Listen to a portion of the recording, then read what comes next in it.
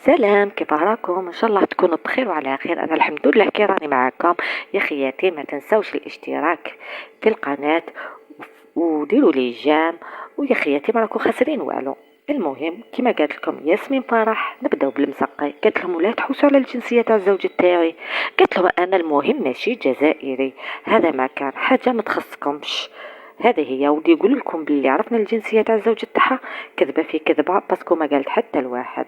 وجاو 50 شخص من عائلة الزوج تاعها للجزائر، وداتهم جولات سياحية في الكيران، التيبازا، يعني المقام الشاهد، يعني داتهم والأكلات الجزائرية. ودارت عرسها في قصر من قصور الداي، يعني سان جورج، هو اوتيل، يعني قصر من قصور الداي.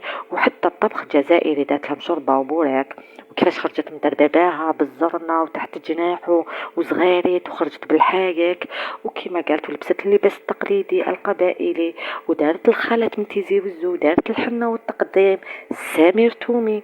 وما دارتش عرس، دارت مهرجان ثقافي. حتى هي قالت لهم عييت بالبزاف وربي يهنيها.